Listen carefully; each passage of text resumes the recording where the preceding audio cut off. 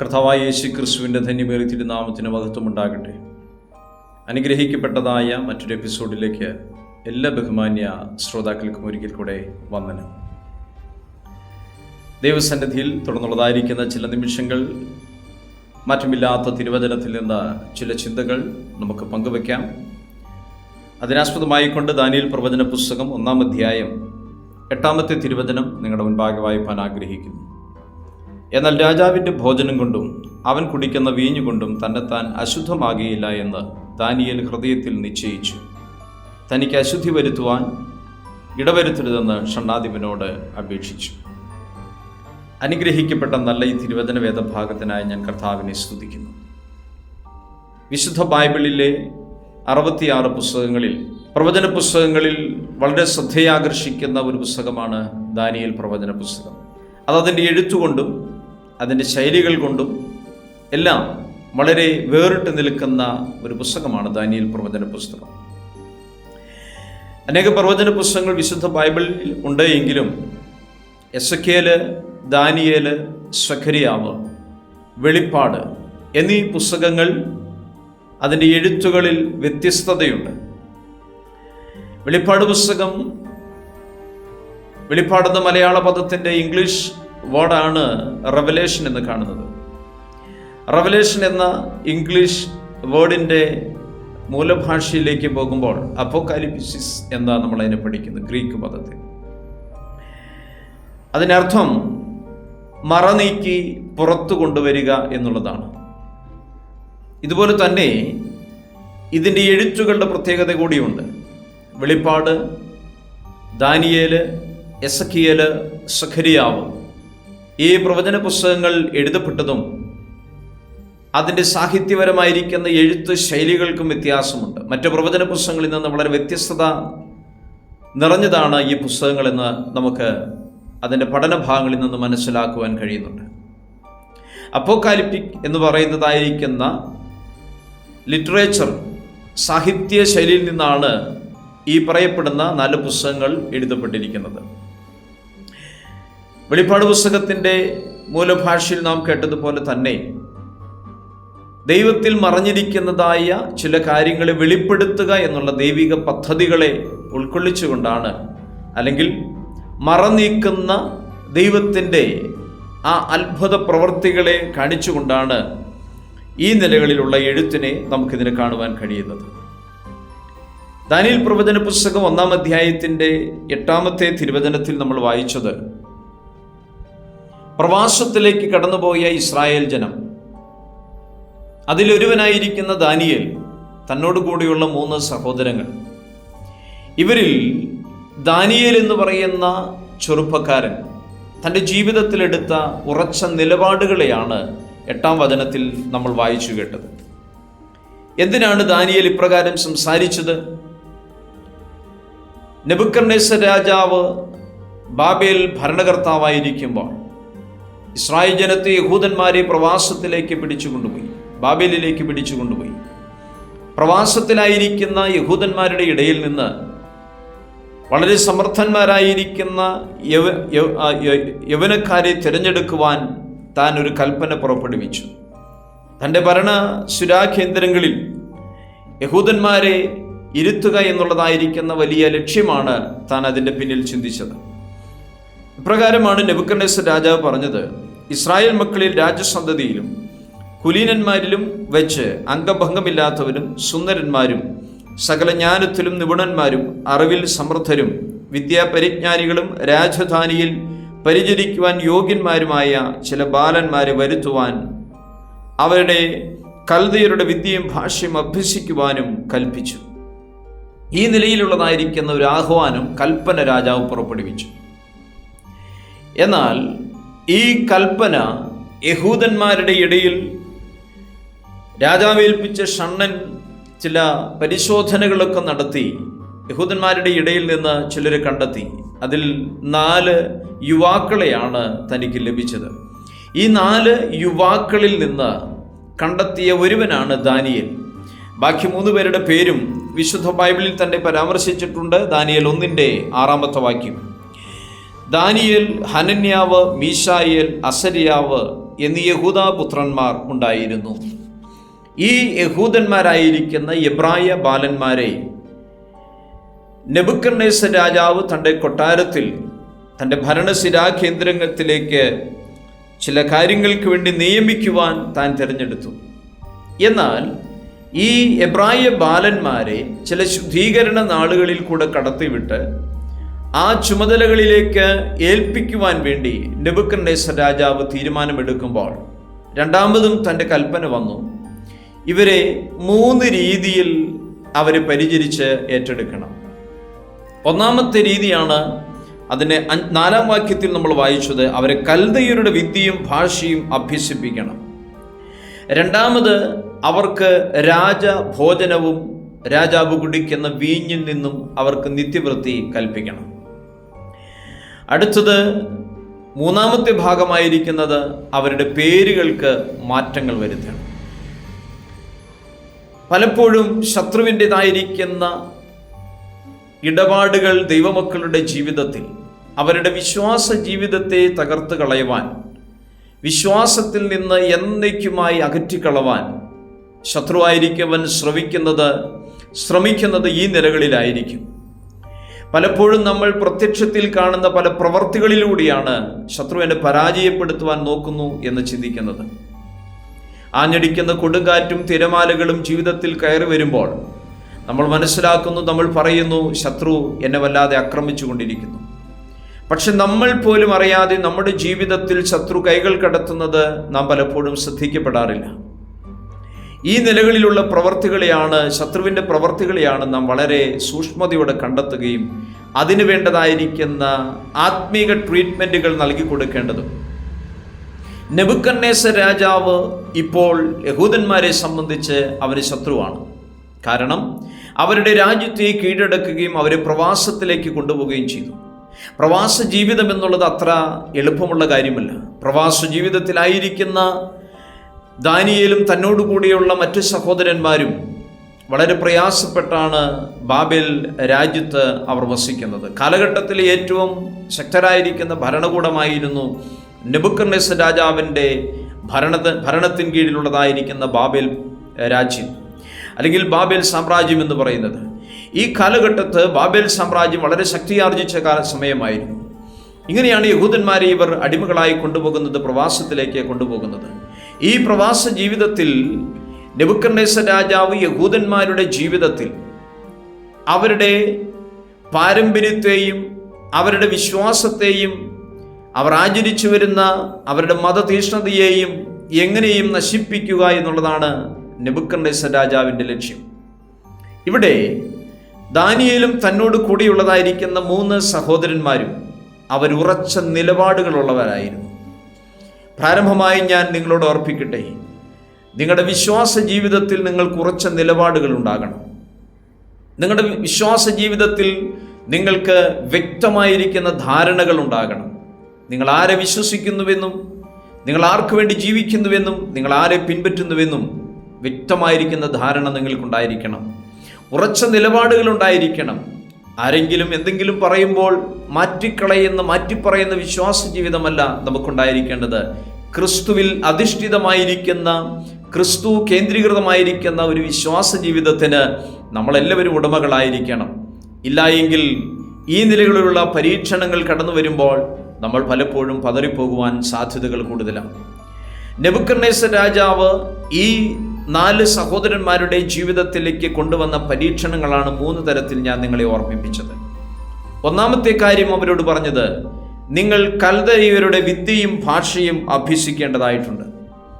ഇവരെ കൽദയരുടെ തിരഞ്ഞെടുക്കപ്പെടുന്നതായിരിക്കുന്ന എബ്രായ ബാലന്മാരെ കൽദയരുടെ വിദ്യയും ഭാഷയും അഭ്യസിപ്പിക്കണം. ദാനിയേലിനെ കുറിച്ചും 3 സഹോദരന്മാരെ കുറിച്ചും പറയുന്നതോടൊപ്പം തന്നെ ഇവരുടെ പൂർവ്വപിതാവായിരിക്കുന്ന അബ്രഹാമിനെ കുറിച്ച് ഒരു വാക്ക് പറയാതിരിക്കുവാൻ നമുക്ക് കഴിയത്തില്ല. അബ്രഹാം പിതാവിനെ കുറിച്ച് ഉൽപ്പത്തി പുസ്തകം 12-ാം അധ്യായം മുതൽ നമ്മൾ പഠിക്കുന്നുണ്ട്. അവിടെ എങ്ങനെയാണ് അബ്രഹാമിനെ ദൈവം വിളിച്ചു വേർതിരിച്ചത്? കൽദയരുടെ ദേശത്തു നിന്ന് അബ്രഹാമിനെ ദൈവം വിളിച്ചു വേർതിരിക്കുക. തൻ്റെ പിതാവായിരിക്കുന്ന തേരഹും തൻ്റെ കുടുംബവും തൻ്റെ ചാർച്ചക്കാരും ചെയ്തു വന്ന ആ പ്രവൃത്തിയിൽ നിന്ന് അബ്രഹാമിനെ ദൈവം വിളിച്ചിറക്കുകയാണ്. അബ്രഹാമിനോട് പറഞ്ഞു, നീ നിന്റെ കുടുംബത്തെയും നിന്റെ ചാർച്ചക്കാരെയും സകലരെയും വിട്ടുകൊണ്ട്, നിന്റെ ദേശത്തെയും സകലത്തെയും വിട്ടുകൊണ്ട് ഞാൻ നിനക്ക് കാണിപ്പാനിരിക്കുന്ന ദേശത്തേക്ക് യാത്ര തുടരുക.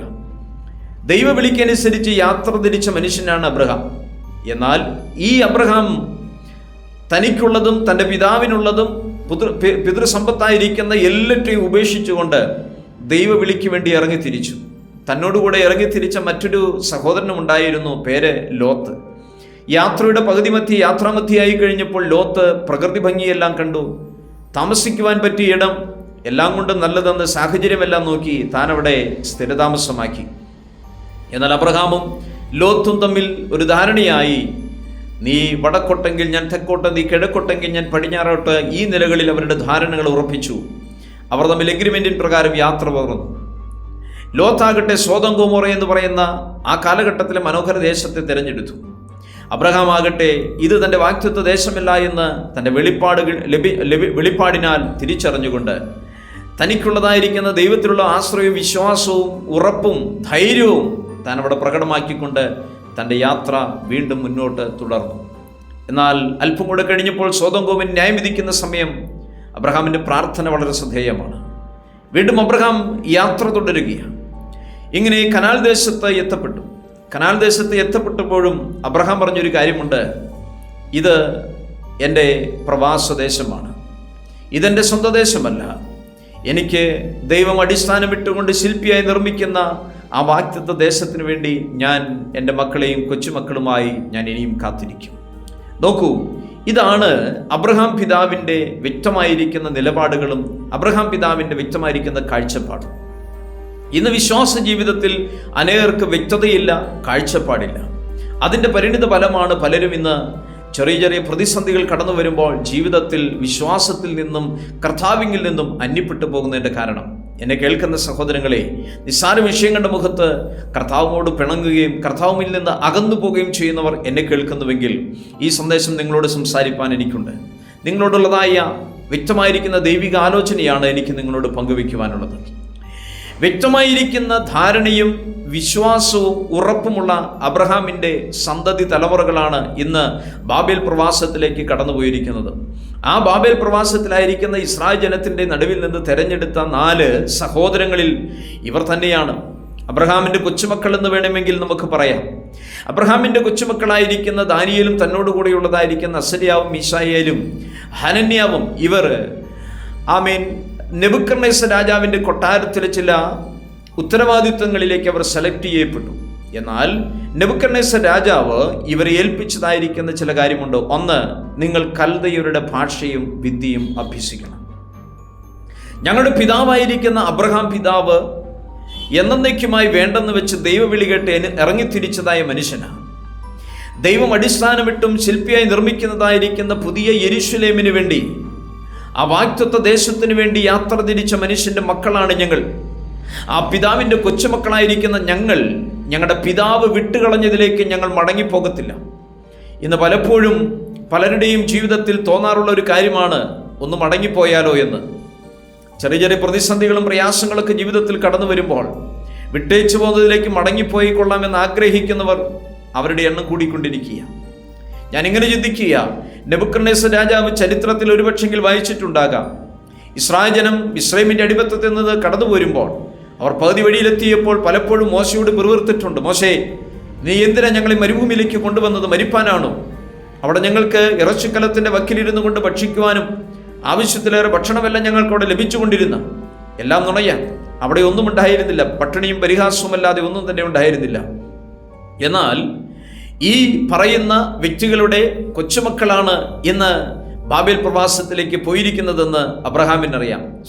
നെബൂഖദ്നേസറിനറിയാം. എന്നാൽ നെബൂഖദ്നേസറിന്റെ ചിന്തകൾക്കും നെബൂഖദ്നേസറിന്റെ കാൽക്കുലേഷനും എല്ലാം വിരുദ്ധമായിക്കൊണ്ട് ദാനിയേൽ കൊടുക്കുന്ന മറുപടി നമുക്ക് താഴോട്ട് വരുമ്പോൾ കാണുവാൻ കഴിയും. അപ്പോൾ ഒന്നാമത്തെ കാര്യം, ഉപേക്ഷിച്ചതിലേക്ക് മടങ്ങിപ്പോകുവാൻ ഈ എബ്രായ ബാലന്മാർ തയ്യാറല്ല. സഹോദര, വാത്സല്യ സഹോദരി, നിങ്ങൾ വിട്ടേച്ചു പോന്നതിനെ ഓർത്ത് ദുഃഖിക്കുവാൻ ഒരിക്കലും ഇടവരരുത്. മടങ്ങിപ്പോകാമെന്ന് പലപ്പോഴും ചിന്തിച്ചുവെങ്കിൽ ഇന്ന് ദൈവസന്നിധിയിൽ, കർത്താവിൻ്റെ സന്നിധിയിൽ പറ, കർത്താവേ, എൻ്റെ ഹൃദയത്തിൽ ഞാൻ ചിന്തിച്ച തെറ്റിനെ എന്നോട് ക്ഷമിക്കണമെന്ന് ദൈവസന്നിധിയിൽ പ്രാർത്ഥിക്കട്ടെ. രണ്ടാമത്തെ വിഷയമാണ് അതിൻ്റെ 5 മുതലുള്ള വാക്യങ്ങൾ നമുക്ക് കാണുവാൻ കഴിയുന്നു. രാജാവ് അവർക്ക് രാജഭോജനത്തിൽ നിന്നും താൻ കുടിക്കുന്ന വീഞ്ഞിൽ നിന്നും നിത്യവൃത്തി നിയമിച്ചു. ഇങ്ങനെ അവരെ 3 സംവത്സരം വളർത്തിയിട്ട് അവർ രാജസന്നിധിയിൽ നിൽക്കണമെന്ന് കൽപ്പിച്ചു. രാജാവ് പിന്നെയും ഈ യഹൂദ ബാലന്മാർക്ക് ഓഫറുകൾ മുന്നിൽ വെക്കുകയാണ്. ഇന്ന് ഓഫറുകളുടെ കാലഘട്ടമാണ്. ഏത് സാധനം മേടിച്ചാലും നമുക്ക് ഓഫറുകളുണ്ട്. അതെല്ലാം തട്ടിപ്പിൻ്റെ മറ്റൊരു ഭാഗമാണെന്ന് നമുക്കറിയാം. ഇവിടെ നെബൂഖദ്നേസർ രാജാവും യഹൂദ ബാലന്മാരായിരിക്കുന്ന എബ്രായ ബാലന്മാരായിരിക്കുന്ന ദാനിയേലിനും തൻ്റെ 3 സഹോദരങ്ങൾക്ക് മുന്നിൽ ഓഫറുകൾ കൊണ്ടുവരികയാണ്. നിങ്ങൾ ഇന്നു മുതൽ 3 വർഷക്കാലത്തേക്ക് 3 സംവത്സരത്തേക്ക് രാജഭോജനം തന്നെ കഴിക്കണം. രാജഭോജനം നിങ്ങൾ കഴിക്കുമ്പോൾ നിങ്ങളുടെ ശരീരങ്ങൾ പുഷ്ടി പ്രാപിക്കും. നിങ്ങൾ സുന്ദരന്മാരായിത്തീരും. നിങ്ങൾ കാണുവാൻ ഭംഗിയുള്ളവരായിത്തീരും. നിങ്ങളുടെ ബുദ്ധി വർദ്ധിപ്പിക്കും.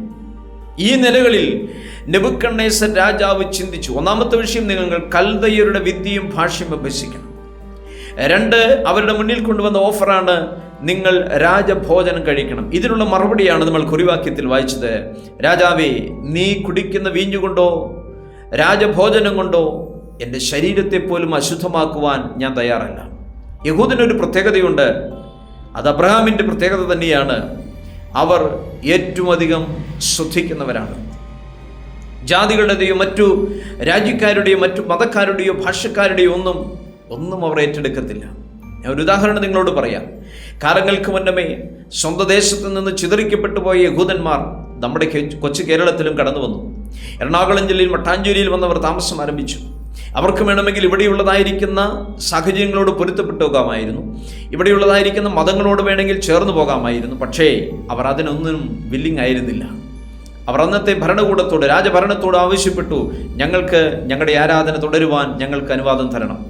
ഈ നിലകളിൽ ഇന്നും മട്ടാഞ്ചേരിയിൽ സ്ഥിതി ചെയ്യുന്ന ജൂത പള്ളിയുണ്ട്. ദൈവത്തിന് സ്തോത്രം. യഹൂദന്മാരുടെ സിനഗോഗുകൾ അവിടെയുണ്ട്. എന്തിനാണത് നിർമ്മിച്ചത്? അവർ അവരുടെ ആചാരങ്ങളും പൂർവികന്മാർ ആരാധിച്ചു വന്ന ആചാരങ്ങളെ കൈവെടിയുവാൻ അവർ തയ്യാറല്ല. അതിനെ ഉപേക്ഷിക്കുവാൻ അവർ തയ്യാറല്ല. അബ്രഹാം പിതാവ് അവർക്ക് കാണിച്ചു കൊടുത്തതും ന്യായപ്രമാണ കാലഘട്ടത്തിൽ അവർക്ക് മോശയിലൂടെ ലഭിച്ചതുമായ പ്രമാണങ്ങളെ വിട്ടുകളയുവാൻ അവർ തയ്യാറല്ല. ഇതാണ് യഹൂദന്റെ പ്രത്യേകത. അവൻ്റെ ജീവിത സാഹചര്യം എവിടെയെല്ലാമായാലും മാറ്റിക്കളയുവാൻ അവർ ഒരിക്കലും വില്ലിങ് അല്ല. ഒരുപക്ഷെങ്കിൽ ചിന്തിച്ചേക്കാം, അങ്ങനെയെങ്കിൽ മരുഭൂമിയിൽ അവർ പട്ടുപോയത് എന്തുകൊണ്ടാണ്? പക്ഷേ പട്ടുപോയവരെല്ലാം വാഗ്ദത്ത ദേശത്ത് എത്തുവാനായിട്ട് കഴിഞ്ഞില്ല. യഥാർത്ഥ യഹൂദൻ എന്ന് പറഞ്ഞു കഴിഞ്ഞാൽ അവൻ ഉറച്ച നിലപാടുള്ളവനാണ്. യഥാർത്ഥ യഹൂദൻ എന്ന് പറഞ്ഞു കഴിഞ്ഞാൽ വ്യക്തമായിരിക്കുന്ന കാഴ്ചപ്പാടും നിലപാടുകളും ഉള്ളവരാണ്. ദൈവമക്കളായിരിക്കുന്നവരോട് ഞാൻ പറയുന്നു, വ്യക്തമായിരിക്കുന്ന നിലപാടും കാഴ്ചപ്പാടും നമുക്കുണ്ടായിരിക്കണം. ദാനിയേൽ ഇപ്രകാരം, രാജഭോജനം ഞങ്ങൾക്ക് വേണ്ട, രാജാവിൻ്റെ കുടിക്കുന്നതായിരിക്കുന്ന വീഞ്ഞ് ഞങ്ങൾക്ക് വേണ്ട എന്ന് രാജധാനിയിൽ സാമർഥ്യത്തോടെ ധൈര്യത്തോടെ നിവർന്നു നിന്ന് പറയുവാനിടയായി തീർന്നു. ഭരണകൂടത്തെ നമ്മൾ ഭയക്കണം, രാജകൽപ്പനയെ നമ്മൾ ഭയക്കണം. പക്ഷേ ദൈവത്തെക്കാളുപരി യാതൊന്നിനെയും ഭയക്കേണ്ടതിൻ്റെ ആവശ്യമില്ല എന്ന് ദാനിയേൽ തൻ്റെ ജീവിതത്തിൻ്റെ മേഖലയിൽ നിന്ന് നമ്മെ പഠിപ്പിക്കുക. ദാനിയേൽ പറയുന്നു, രാജഭോജനം കൊണ്ടോ വീഞ്ഞുകൊണ്ടോ ഞങ്ങൾ തന്നെത്താൻ അശുദ്ധമാകിയില്ല. കാരണം ഞങ്ങൾക്കൊരു പാരമ്പര്യമുണ്ട്, ഞങ്ങൾക്ക് വ്യക്തതയുണ്ട്. ഞങ്ങളുടെ വിശ്വാസത്തിന് ഞങ്ങൾ പ്രവാസത്തിലായിരിക്കാം, ഇപ്പോൾ അല്പം കഷ്ടതയായിരിക്കാം, ഇപ്പോൾ അല്പം ഞെരുക്കമായിരിക്കാം, അല്പം പ്രയാസത്തിലൂടെ ആയിരിക്കാം കടന്നു പോകുന്നത് എന്ന് വെച്ചുകൊണ്ട് ഞങ്ങളുടെ പ്രമാണത്തെ മാറ്റുവാൻ തയ്യാറല്ല. വിശുദ്ധ ജീവിതം നയിക്കുന്ന കർത്താവായ യേശു ക്രിസ്തുവിൻ്റെ രക്തത്താൽ വീണ്ടെടുക്കപ്പെട്ട ദൈവമക്കളെ, നമുക്കൊരു പ്രമാണമുണ്ട്. 66 പുസ്തകങ്ങളിൽ നിറഞ്ഞു നിൽക്കുന്ന പ്രമാണം നമുക്കുണ്ട്. പ്രമാണം വിട്ടുള്ളതായ ഒരു ജീവിതമല്ല ക്രിസ്തീയ ജീവിതം. ക്രിസ്തു കേന്ദ്രീകൃതമായിരിക്കുന്ന ജീവിതം എന്ന് പറയുന്നത് പ്രമാണം വിട്ടുള്ള ജീവിതമല്ല. ഏത് സാഹചര്യങ്ങൾ വന്നുകൊട്ടെ, ഏതെല്ലാം സാഹചര്യങ്ങൾ കൂടെ കടന്നുപോയിക്കൊള്ളട്ടെ, പ്രമാണം വിട്ടുള്ള ജീവിതം ദൈവമക്കൾക്കില്ല. ഇത് ദൈവത്തിൻ്റെ വചനം അനുവദിക്കുന്നില്ല. മൂന്നാമതായി അവരുടെ മുന്നിലേക്ക് കൊണ്ടുവന്ന കാര്യമാണ് അവരുടെ പേരുകൾ മാറ്റുക. വാക്യം 1-ാം അധ്യായത്തിൻ്റെ 7-ാം വാക്യം, ഷണ്ണാധിപൻ ദാനിയേലിന് ബെൽശസ്സർ എന്നും, ഹനന്യാവിന് ശദ്രഖ് എന്നും, മീശായേലിന് മേശഖ് എന്നും, അസര്യാവിന് അബേദ്നെഗോ എന്നും പേർ വിളിച്ചു. 4 പേരുടെയും പേരുകൾ മാറ്റിക്കളി. ഈ പേരുകൾക്കെല്ലാം വ്യക്തമായ അർത്ഥങ്ങളുണ്ട്. ദൈവത്തിന് സ്തോത്രം. നല്ല എബ്രായ പേരുകൾ ഈ ബാലന്മാർക്ക് ലഭിച്ചതാണ്. എന്നാൽ കൽദയരുടെ പേരുകൾ, ബാബിലോണിയ പേരുകൾ ഇവർക്ക് നിർദ്ദേശിച്ചു. ഒരു പേരിന് അർത്ഥം മാത്രം ഞാൻ പറഞ്ഞുകൊണ്ട് മുൻപോട്ട് കടന്നു പോകട്ടെ. ദാനിയേലിനിട്ട പേരാണ് ബെൽശസ്സർ. ബേൽ, ബാൽ ഇങ്ങനെയുള്ളതായിരിക്കുന്ന പദങ്ങളിലേക്ക് വേർഡുകളിലേക്ക്, അതിൻ്റെ മൂല അർത്ഥങ്ങൾ, മൂലഭാഷകളിലേക്ക് പോവുകയാണ്. നമുക്കറിയാം ബാൽ ആരാണെന്നുള്ളത്. ദൈവത്തിന് സ്തോത്രം. ഇസ്രായേൽ മിസ്രൈമിൻ്റെ അടിമത്തത്തിൽ നിന്ന് പുറപ്പെട്ടു വരുമ്പോൾ പുറപ്പാട് പുസ്തകം 14-ാം അധ്യായം ആരംഭ ഭാഗത്ത് തന്നെ നമുക്ക് കാണുന്നുണ്ട് ബാൽ സെഫോൻ. തുടർന്ന് നമ്മൾ കാണുന്നു ഏലിയാവിൻ്റെ രാജാക്കന്മാരുടെ പുസ്തകത്തിലേക്ക് വരുമ്പോൾ ഏലിയാവിൻ്റെ ചരിത്രം പഠിക്കുമ്പോൾ അവിടെയും ബാലിൻ്റെ വിഗ്രഹങ്ങളെ നമ്മൾ കാണുകയാണ്. ഈ നിലകളിൽ പാരമ്പര്യമായി നെബൂഖദ്നേസർ രാജാവ് ബാബിലോണിയ രാജ്യം പാരമ്പര്യമായി ആരാധിച്ചു പോരുന്ന വിഗ്രഹാരാധനയെയും അവരുടെ ദേവീദേവന്മാരെയും ആരാധിക്കുവാൻ അവർ വില്ലിങ്ങല്ല. പക്ഷേ അവരുടെ നാമം ദാനിയേലിൻ്റെയും തൻ്റെ സഹോദരന്മാരുടെയും പേരിനോട് ചേർക്കുവാൻ രാജാവ് ഒരു കൽപ്പന വീണ്ടും പുറപ്പെടുവിക്കുക. ഷണ്ഡൻ അവർക്ക് പേരിട്ടു, ദാനിയേലിന് ബെൽഷസ്സർ. ദൈവമക്കളെ, ഞാൻ 3 കാര്യങ്ങളാണ് ഇന്ന് നിങ്ങളോട് ഓർപ്പിച്ചത്. 3 ഭാഗത്തിൽ ഇപ്രകാരമാണ് കാണുന്നത്. ഒന്നാമത്, കൽദയരുടെ ഭാഷയും വിദ്യയും അഭ്യസിക്കുക. രണ്ടാമതായി കണ്ടു, അവൻ രാജാവ് കുടിക്കുന്ന വീഞ്ഞുകൊണ്ടും രാജഭോജനം കൊണ്ടും നിങ്ങൾ നിത്യവൃത്തി കഴിക്കണം. മൂന്നാമതായി നമ്മൾ കണ്ടു, അവരുടെ പേരുകൾ മാറ്റുക. ഈ 3 നിലകളിൽ നെബൂഖദ്നേസർ രാജാവ് യഹൂദന്മാരായിരിക്കുന്ന എബ്രായ ബാലന്മാരായിരിക്കുന്ന ദാനിയേല്, അസര്യാവ്, മീശായേല്, ഹനന്യാവ് ഈ സഹോദരങ്ങളുടെ ജീവിതത്തെ, അവരുടെ വിശ്വാസ ജീവിതത്തെ, അവർ പിടിച്ചിരിക്കുന്ന വിശ്വാസത്തെ, അവരുടെ ഉറച്ച നിലപാടുകളെ തകർത്ത് കളവാൻ നോക്കി. പക്ഷേ അവിടെയെല്ലാം അവർ പറഞ്ഞു, ഞങ്ങൾ രാജാവ് പറയുന്ന ബിംബത്തെ ആരാധിക്കുവാനോ രാജാവിൻ്റെതായിരിക്കുന്ന വിശ്വാസം ഞങ്ങൾ അംഗീകരിപ്പാനോ അബ്രഹാമിൻ്റെ സന്തതി തലമുറകളാകുന്ന ഞങ്ങൾ ഒരിക്കലും ഒരുക്കമല്ല. സാഹചര്യങ്ങൾക്ക് വിധേയപ്പെട്ടു പോകുന്നവനല്ല യഹൂദൻ. ദൈവത്തിന് സ്തോത്രം. ഈ നിലകളിൽ ഇവർ പരീക്ഷണത്തിലൂടെ കടത്തിവിട്ടു. എന്നാൽ ശദ്രക്ക്, മേശക്ക്, അബേദ്നെഗോ എന്ന പേരിൽ അറിയപ്പെടുന്ന മീശായേലും ഹനന്യാവും അസര്യാവ് എന്നീ 3 എബ്രായ ബാലന്മാരെ തീച്ചൂളിലേക്കിടുവാൻ രാജാവ് കൽപ്പന പുറപ്പെടുവിച്ചു. രാജകൽപ്പനയ്ക്കനുസരിച്ച് ഈ 3 സഹോദരന്മാരെ എരിയുന്ന തീച്ചൂളിലേക്ക് കൊണ്ടുവിടുവാൻ ചെന്നു. തീച്ചൂളിയുടെ ചൂട് 7 ഇരട്ടിയായി വർദ്ധിപ്പിച്ചു. എന്നാൽ ഇവർ തീച്ചൂളിലേക്ക് കൊണ്ടിടുമ്പോൾ അവരെ കൊണ്ട് ഇടുവാൻ ചെന്നതായിരിക്കുന്ന ആ പട്ടാളക്കാരുടെ, അകമ്പടി നായകന്മാരുടെ ദേഹത്ത് ചൂടേറ്റിട്ട് അവർ തൽക്ഷണം മരണപ്പെട്ടു എന്ന് ദൈവവചനം പറയുന്നു. എന്നാൽ തീച്ചൂളിലേക്ക് വീഴപ്പെട്ടതായ ഈ 3 സഹോദരന്മാർ, ശദ്രക്ക്, മേശക്ക്, അബേദ്നെഗോ, ഈ 3 സഹോദരന്മാർ തീച്ചൂളുടെ നടുവിൽ തുള്ളിച്ചാടി നടക്കുന്ന കാഴ്ചയാണ് നെബൂഖദ്നേസർ രാജാവ് കാണുന്നത്. എന്നാൽ അല്പസമയത്തിന് ശേഷം രാജാവ് പ്രകാരം പറഞ്ഞു, 3 പേരെയല്ലയോ നമ്മൾ തീച്ചൂളിലേക്ക് ഇട്ടത്, എന്നാൽ 4-ാമൻ ഒരുവൻ അതിൽ ഇറങ്ങിയിട്ടുണ്ട്. ആര്? ദൈവത്തിൻ്റെ പൈതലേ, നിന്റെ തീച്ചൂള സമാനമാകുന്ന ജീവിത സാഹചര്യത്തിൻ്റെ നടുവിൽ മറ്റുള്ളവർ നിന്നെ തള്ളിയിടുമ്പോൾ, ആ തീച്ചൂളിലേക്ക് നിന്നെ തള്ളിയിടുമ്പോൾ, നിന്നെ ഒറ്റപ്പെടുത്തുമ്പോൾ ഓർക്കുക, അതിൻ്റെ നടുവിൽ നീ ഒറ്റയ്ക്കല്ല, നിന്നോടുകൂടെ 4-ാമനായി സ്വർഗത്തിലെ ദൈവം ഉണ്ട്. പ്രതിസന്ധിയുടെ നടുവിൽ നിന്നെ ഒറ്റയ്ക്ക് വിട്ടേച്ച് പോകുന്നവനല്ല യേശു കർത്താവ്, നിന്നോട് കൂടെ നടക്കുന്നവനാണ് യേശു കർത്താവ്. ദൈവത്തിന് സ്തോത്രം ചെയ്യുന്നു. അടുത്ത ഭാഗം നമ്മൾ കാണുന്നു, ദാനിയേലിനെ സിംഹത്തിൻ്റെ ഗുഹയിലേക്കിടും. സിംഹത്തിൻ്റെ ഗുഹയിലേക്കിടുവാൻ രാജാവ് കൽപ്പന പുറപ്പെടുവിച്ചു. വീണ്ടും ഈ സഹോദരന്മാർ പ്രാർത്ഥിക്കുവാൻ തുടങ്ങി. പ്രാർത്ഥിക്കുന്നത് കണ്ട് രാജസന്നിധിയിൽ ചെന്ന് രാജാവിനോട് ഇപ്രകാരം ബോധിപ്പിച്ചു, രാജാവേ, നിന്റെ കൽപ്പനയ്ക്ക് വിരോധമായി വീണ്ടും അവർ പ്രാർത്ഥനയിൽ ഉറ്റിരിക്കുന്നു. ദാനിയേൽ പ്രകാരമാണ് പ്രാർത്ഥിച്ചത്. 3 നേരം യെരൂശലേം ദേവാലയത്തിന് നേരെയുള്ള കിളിവാതിൽ തുറന്നിട്ടുകൊണ്ട് ദാനിയേൽ പ്രാർത്ഥിക്കുവാൻ തുടങ്ങി. പ്രാർത്ഥനയുടെ വനിടത ഫലമായി ദൈവത്തിന് സ്തോത്രം, അവനെ ഒറ്റിക്കൊടുക്കാനിടയായി തീർന്നു.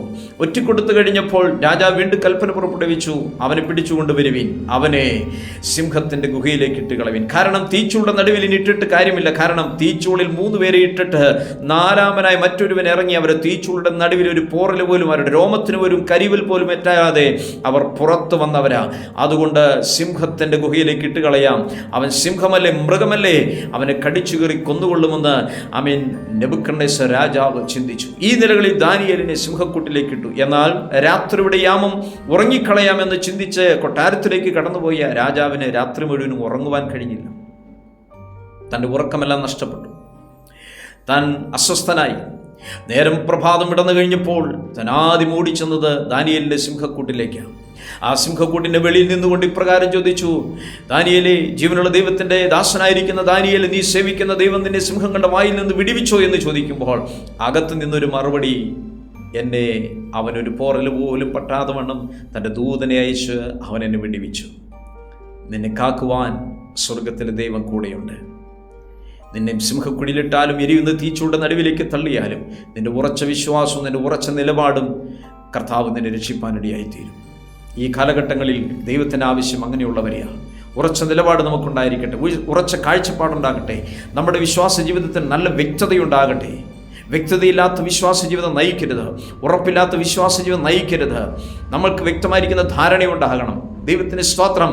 അവിടെ ആമേൻ എബ്രായ ബാലന്മാർ പറഞ്ഞത് ഇപ്രകാരമാണ്, തീയിൽ നിന്ന് വിടിവിപ്പാൻ ഞങ്ങളുടെ ദൈവത്തിന് കഴിയും, സിംഹക്കുഴിയിൽ നിന്ന് വിടിവിപ്പാനും ഞങ്ങളുടെ ദൈവത്തിന് കഴിയും. കാരണം അവർക്ക് ഉറച്ച വിശ്വാസമുണ്ട്. ഞങ്ങൾ പ്രാർത്ഥിക്കുന്ന, ഞങ്ങൾ ആരാധിക്കുന്ന ഞങ്ങളുടെ പിതാക്കന്മാരുടെ ദൈവം അവരെ കഴിഞ്ഞ കാലഘട്ടങ്ങളിൽ ചെങ്കടലിൽ കൂടെ വഴി നടത്തിയെങ്കിൽ, മാറായിലെ വെള്ളത്തെ മധുരകരമാക്കി കൊടുത്തുവെങ്കിൽ, യോർദാൻ അവർക്ക് മുന്നിൽ പിളർന്നു കൊടുത്തുവെങ്കിൽ, ആമേ സ്തോത്രം, ആമേ കോട്ടകളെല്ലാം അവർക്ക് മുന്നിൽ തകർപ്പെട്ടുവെങ്കിൽ, ഭൂരാജാക്കന്മാർ അവരുടെ മുന്നിൽ നിന്ന് വഴിമാറിക്കൊടുത്തുവെങ്കിൽ, ഞങ്ങൾ വിശ്വസിക്കുന്ന ഞങ്ങളുടെ പിതാക്കന്മാരുടെ ദൈവം, നമ്മുടെ പിതാക്കന്മാർ പറഞ്ഞു തന്ന ഞങ്ങളുടെ കർത്താവ്, ആമേ സ്തോത്രം, അവന് എരിയുന്ന തീച്ചൂളയിൽ നിന്നും സിംഹക്കുഴിയിൽ നിന്നും ഞങ്ങളെ വിടിവിപ്പാനായിട്ട് കഴിയും. ഉറച്ച നിലപാടുണ്ടാകട്ടെ, ഉറച്ച വിശ്വാസമുണ്ടാകട്ടെ, നിങ്ങളുടെ വിശ്വാസത്തിന് വ്യക്തമായിരിക്കുന്ന ധാരണയുണ്ടാകട്ടെ. പ്രതികൂലം വരുമ്പോൾ പതറിപ്പോകുന്നവനായിട്ടില്ല. ദൈവത്തിൻ്റെ സ്തോത്രം. പ്രതിസന്ധി വരുമ്പോൾ പതറിപ്പോകുന്നവനായിട്ടല്ല, ഉറച്ച നിലപാടും വിശ്വാസവും വ്യക്തതയും നമ്മുടെ ക്രിസ്തീയ ജീവിതത്തിൽ ഉണ്ടാകണം. ദാനിയേലിൻ്റെ ജീവിതം നമ്മെ പഠിപ്പിക്കുന്നത്. ദാനിയേൽ പറഞ്ഞു, രാജാവായിക്കൊള്ളട്ടെ, ആരുമായിക്കൊള്ളട്ടെ, ഞാൻ അബ്രഹാം പിതാവിൻ്റെ മകനാ, ഞാൻ യഹൂദനാ, ഞാൻ ജാതീയനല്ല, ഞാൻ യഹൂദനാ. അവൻ പറഞ്ഞു, രാജാവേ, നീ കുടിക്കുന്ന വീഞ്ഞുകൊണ്ടോ നീ കഴിക്കുന്ന ഭക്ഷണപദാർത്ഥങ്ങൾ കൊണ്ടോ എൻ്റെ ശരീരത്തെ പോലും അശുദ്ധമാക്കുവാൻ എനിക്ക് കഴിയത്തില്ല. യേശുക്രിസ്തുവിൻ്റെ രക്തത്താൽ വീണ്ടെടുക്കപ്പെട്ട ദൈവത്തിൻ്റെ പൈതലേ, അവിടുത്തെ രക്തമാണ് നമ്മുടെ ശരീരത്തെ വീണ്ടെടുത്തത്, നമ്മുടെ ആത്മാവിനെ വീണ്ടെടുത്തത്. ദൈവത്തിന് സ്തോത്രം. ദൈവഹിതമല്ലാത്തതും ദൈവത്തിന് ഇഷ്ടമല്ലാത്തതും നിന്റെ ശരീരത്തിന് ഒരു അശുദ്ധി വരുത്തുവാൻ പോലും അത് ഇടയാകരുത്. ക്രിസ്തുവിൻ്റെ രക്തത്താൽ നീ മുദ്രയിടപ്പെട്ടവനാണ്. ശത്രു കൊണ്ടുവരുന്ന പ്രലോഭനങ്ങളും ഓഫറുകളും വ്യക്തതയോടെ നമ്മൾ പരിശോധിച്ചേ ഏറ്റെടുക്കാവൂ. കൽദയർ പിതാക്കന്മാർ ഉപേക്ഷിച്ച് കളഞ്ഞതാണ്. അവരുടെ ഭാഷയോ അവരുടെ വിദ്യയോ നിനക്ക് ആവശ്യമില്ല. ദൈവം നിനക്ക് ജ്ഞാനം തന്നിട്ടുണ്ട്. ദാനിയേൽ പ്രവചന പുസ്തകം 1-ാം അധ്യായത്തിൻ്റെ 14 മുതൽ താഴോട്ട് വായിക്കുമ്പോൾ അവർ സുന്ദരന്മാരായിരുന്നു. രാജാവിൻ്റെ ഭോജനമൊന്നും അവർ കഴിച്ചില്ല. അവർക്ക് സസ്യഭോജനവും പച്ചവെള്ളവുമാണ് അവർ കുടിച്ചത്. അവർ സമർത്ഥന്മാരായിരുന്നു, സുന്ദരന്മാരായിരുന്നു, ബുദ്ധിശാലികളായി അവർ കാണപ്പെട്ടു. രാജഭോജനം കൊണ്ടല്ല, ദൈവത്തിൻ്റെ കൃപ കൊണ്ട് ദൈവമക്കൾ ജ്യോതിസുകളെ പോലെ ലോകത്ത് പ്രകാശിക്കുന്നവരായിത്തീരണം. ഈ കാലഘട്ടങ്ങളിൽ ദാനിയേലിനെ പോലെ ശോഭിക്കുന്നവരായി നമുക്ക് തീരാം. ഈ വചനങ്ങളാൽ ദൈവം നിങ്ങളെ അനുഗ്രഹിക്കട്ടെ. God bless you.